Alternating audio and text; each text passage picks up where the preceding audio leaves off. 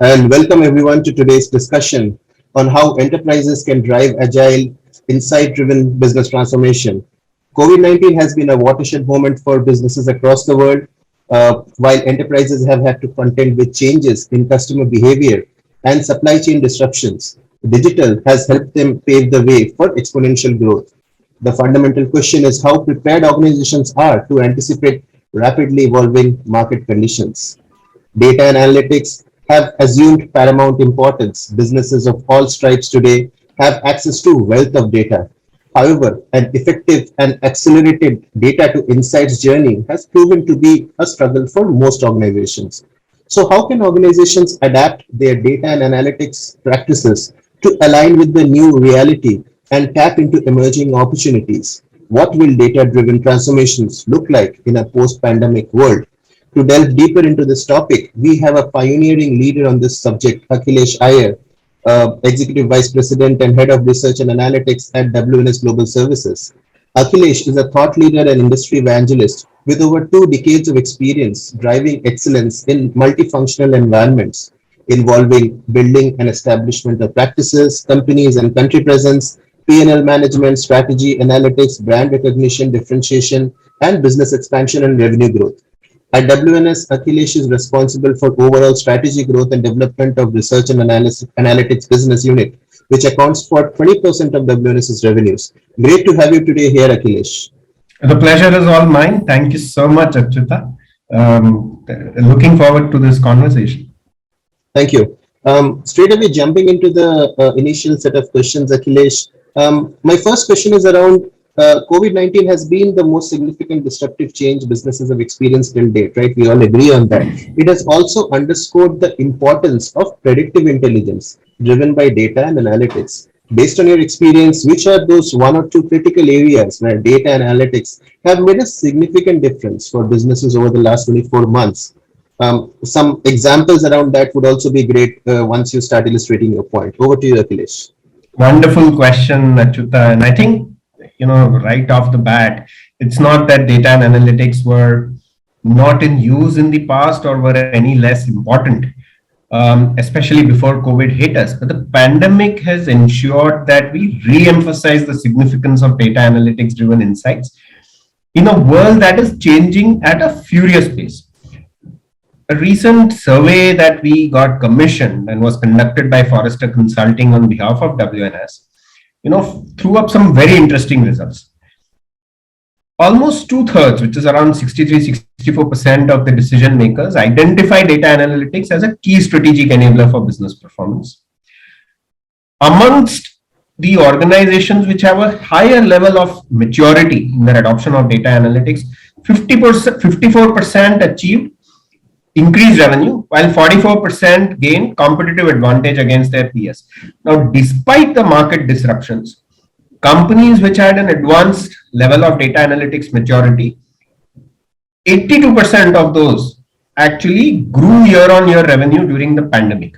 Okay, so with the pandemic, like you said, pushing the buttons across the board, organizations have had to push the needle of digital transformation. And the message for them has been loud and clear that data analytics AI is a key enabler for enterprise-wide digital transformation initiatives and is perhaps far more crucial now than ever before. Now, why is that the case? Right now, businesses obviously today are focusing on improving revenue growth, but the adoption and adaptation to changing customer needs at a very, very rapid pace and providing personalized experience is far more critical. There is a lot more need to reduce time to market and identify newer products and markets with segment sizes reducing to the unit of 1. And then optimizing, while doing all that, optimizing cost of operations and driving efficiencies through obviously automations and insights, and reducing time to insights for their decision making. Enterprises are using predictive prescriptive intelligence and analytics to discern emerging patterns and things like that we've always known. And we've been working with clients to generate a lot of these predictive insights and recommend best course of action. You may have heard of WNS Triange, which is now powering transformation, or that's our latest data analytics AI unit to clients. Now, you spoke about an example. I'll give you a very good example. We work with a global CPG company, which is a market leader in its categories and in its brands. And the pandemic forced them to increase their speed to insight, to uncover and decipher millennial trends and buying behavior patterns and brands which they could either acquire or mimic in some shape and form. So we created a platform under the Triange Next platform, which is a platform based on AI, creates a taxonomy for identifying themes from unstructured data, both online and social, determines the consumer trends, millennial trends that I spoke about across categories and brands, develops a set of AI algorithms to drive and decipher, okay, which are the millennial trends on which you need to focus and what are the kinds of brands that might be able to cater to those trends, and do all this in a cloud-based environment, right? So create a solution which is faster, which creates insights at a pace which is much faster than pre-pandemic times, does it in an automated fashion using predictive and AI situations, and then come up with product launches at a pace which was unheard of in the past, right? So you see all of this happening. I think the directionality of travel was there, but the pandemic has fast forwarded the pace at which this is happening. Thanks. That's an excellent example, Akhilesh, of customer segmentation and targeting. We used to do this very differently in the past, but great to see AI and data playing such a significant role now. Which leads on to the next question we have here in our list, Akhilesh, is that this business environment that has changed has also meant that the avatar of data analytics as we knew in pre-COVID times, it's completely changed, right? What we knew about data analytics has changed. So how do you see this playing out? Today we are at a stage. In the past, we were at some stage. What, according to you, will define how enterprises drive long-term data-driven transformation post the pandemic? I mean, you gave one example. I mean, is this the end state? Do you see this evolving further? Over to you. Yeah, I mean, you're right. I mean, in the last couple of years, how we put our wealth to data has altered significantly, right? It's no more about solving the problems for now. It is so much about solving or being prepared for tomorrow. You rightly mentioned the pandemic has brought about uncertainty in ways that were previously considered almost impossible, whether it is global travel, commerce, shopping habits, lifestyle drastically changed overnight, lockdowns being imposed across the world in most countries. Now, the dramatic shift in the way businesses and consumers interact has made business decision making a big challenge. And there have also been no precedents of handling a pandemic of this nature, which is a once in a century event, purely based on human gut or past experience, right? I mean, you need a framework for data driven decision making to be able to react to situations as they unfold. Next generation of maturity in data analytics is based on three things, in my opinion, Achyuta. One, which is going to be a real scenario, is real-time connectedness. Okay, and what that means is that there will be a state of always-on experiences for consumers across all channels, whether it is physical, digital channels, and therefore the enterprises need to be real-time connected with their consumer ecosystem and need a system to be able to deliver on that. The second one, this is extremely important, is intelligent operations. It enables rapid adjustment and scaling of capabilities to fulfill the customer needs. And I'll dwell on this a little bit again.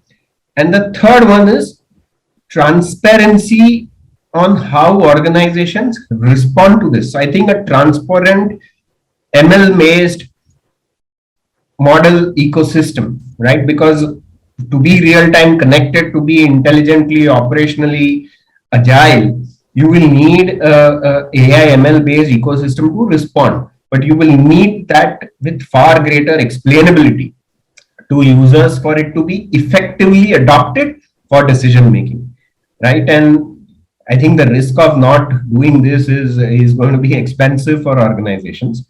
And organizations that have had a maturity in their data analytics setup were far more confident of their decision making during the pandemic, proactive in aligning with market trends to grow their business, realize cost savings through improved efficiencies and such, right? So these organizations were not only able to survive, but like the stat I gave you, they were almost able to thrive because of their ability to better react. Now, and I spoke about this in terms of intelligent operations, one of the major challenges, and you mentioned this, arising out of the pandemic was the supply chain disruptions.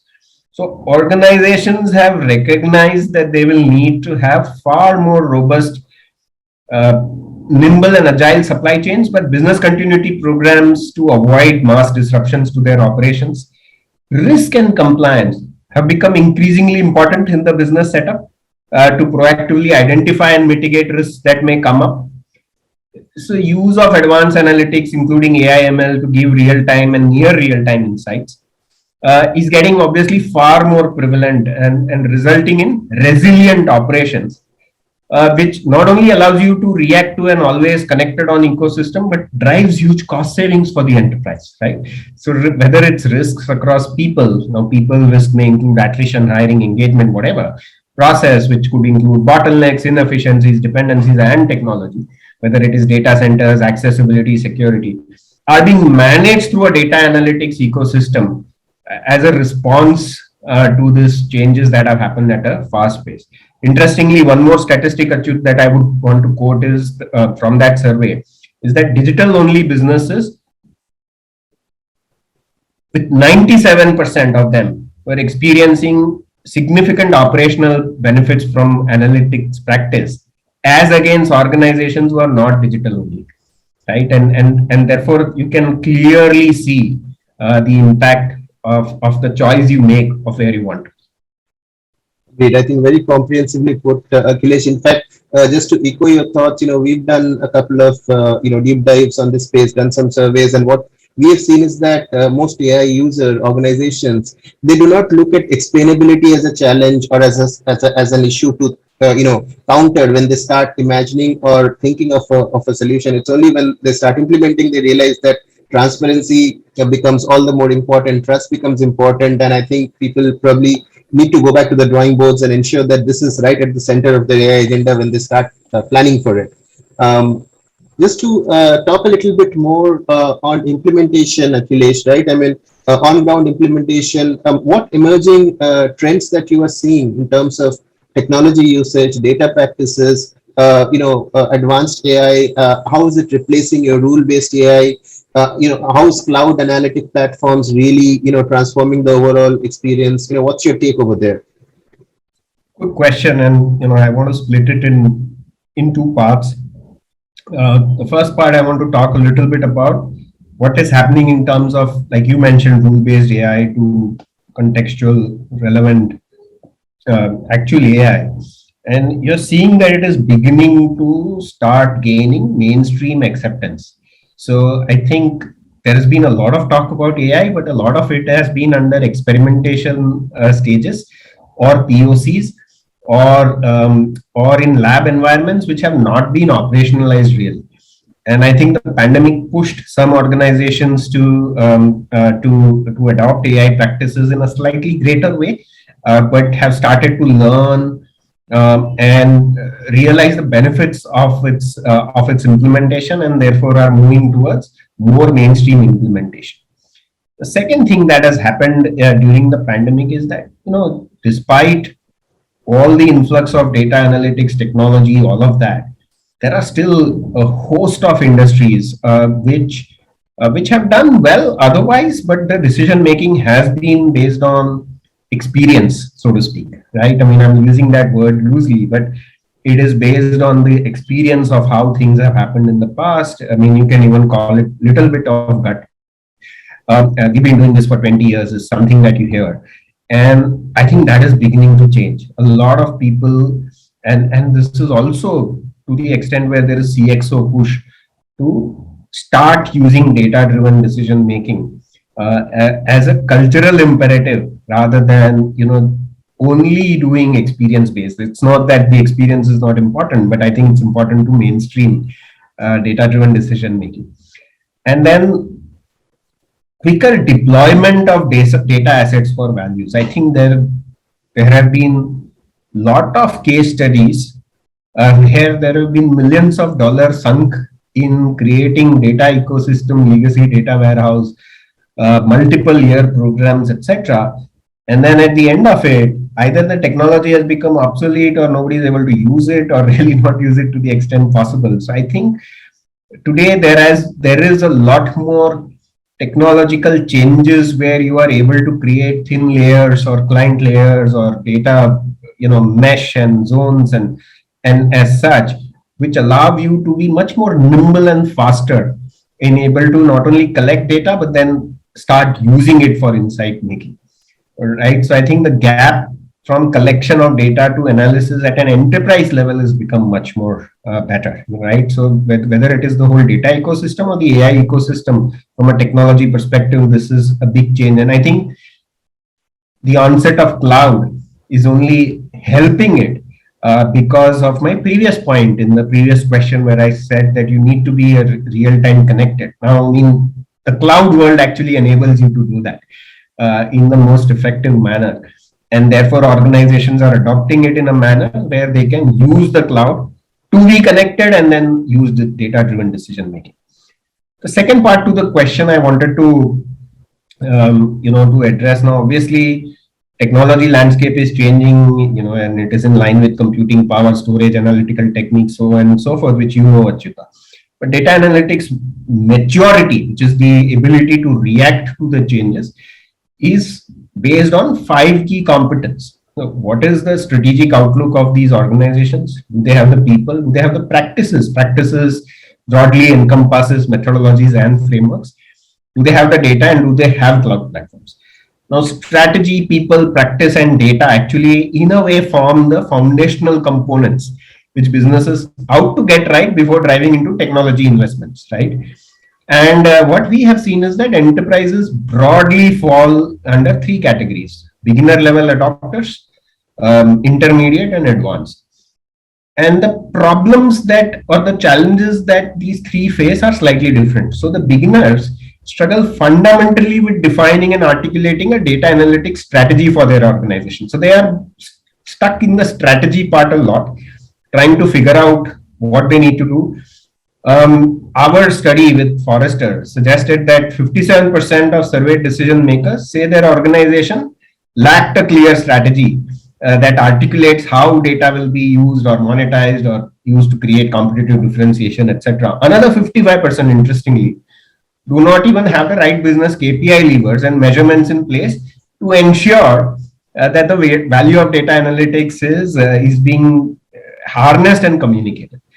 But intermediate and mature analytics adopters, they have a slightly different challenge, so to speak, and their need perhaps is on refining their structures, their expertise and processes to achieve greater heights, right? I think 65% of the same survey that I mentioned in the advanced level say that organizations currently do a great job of centralizing their data analytics talent at a corporate level. But do they always manage to get the business buy-in? Do they manage to make sure that they are disseminating the insights in the most effective manner? So they've got a slightly different problem to solve, so to speak, within their organization, right? So I think with the onset of technology, yes, you've got to start adopting and reacting to it. But it is also important for organizations to take a step back and assess where they fall in the maturity landscape and then build plans accordingly. Thanks, Akhilesh. Very well put. A follow-up question around that is, as companies such as you, embrace more advanced analytic techniques and provide that for your clients, how does it impact some of their core strategies, including customer experience? I mean, that's important for all of us, right? But, using all this data, collecting, analyzing, how does it impact your overall customer experience? I think customer experience is, so to speak, the holy grail now for everybody to focus on, and therefore irrespective of the function within the organization that you are a part of, you will need to find ways to measure the success of your customer experience. Let me give you a very different example. Now, when you are talking to an insurance company, when we talk about customer experience, we are looking at, okay, how was the policy sold? What was the policy that was sold? How is the sales department interacting? Things like that, the marketing communication. But the single most important customer experience parameter for an insurance customer is actually when an actual claim comes about, right? And the claims policy or the claims handling ecosystem traditionally has looked at different metrics for their success. For instance, they are looking at, is there leakage in their claims? Is there fraud in their claims? Are they having indemnities which are very high? Okay, is there too much litigation within their claims life cycle? So the questions a chief claims officer may be trying to address are very different. And if you notice, of all the 4 points I mentioned, none of them is around customer experience. Okay. Having said that, I think with the change with all the changes that is hitting, customer experience and NPS scores is one of the single important metrics now, or beginning to come for the chief claims officer. So if there is a claim, they want to know, can I pay and settle this claim at the earliest if there's no potential issue? How do I make sure that that happens? Which are the claims which I should settle right away? Right? I mean, it's not about trying to save money. It is about making sure that the customer is happy with us. If there is fraud or not, is the claims handling situation going to extend beyond a lot of days, where the probability of us getting the or avoiding the claim anyways is reduced, the payout increases, and we have an unhappy customer, right? How do you build models around all of that? So how do you use data analytics AI in a mechanism where you're able to find straight through processing, measure NPS during the life cycle of a claim, reduce fraud, reduce indemnities, make sure you have high subrogation, but at all points in time, focus on customer NPS and engagement, right? And so it's a plethora of 10, 12, 15 AI models that get deployed simultaneously to be able to drive on customer experience, right? So it's a live example that I wanted to give on this one. And Achyuta, one important thing that I forgot to mention about the on-ground implementation were 4 or 5 challenges that I see. And if it's okay with your permission, I just wanted to talk about 5 challenges, right? The first challenge is, and I alluded to this, is management buy-in. If there is no management buy-in, your on-ground implementation of analytics program is a suspect. In fact, it doesn't happen. And therefore, right from the CEO, board, CXO level, if there is no push, the on-ground implementation doesn't take off. The second thing that I wanted to mention about on-ground implementation is the ability to do quick wins and POCs on smaller use cases. Very important that organizations focus on quick wins, POCs, make a success of it, and communicate it widely. I think that is going to be extremely important. So start small. Don't try and do a very big program. Otherwise, your on-ground implementation will not take off across the enterprise, right? Third one, which is very important, is always ensure there is business buy-in. So there has to be a stakeholder within the organization. I give you a claims. It could be a loyalty member. It could be the marketing team. It could be the sales team. It could be the operation. The business buy-in of those use cases that I spoke about needs to be tied in very, very well. You need a champion. You need an ambassador, and you need a buy-in. If you do your own analytics program, it does not have business buy-in, it's likely not going to scale or succeed.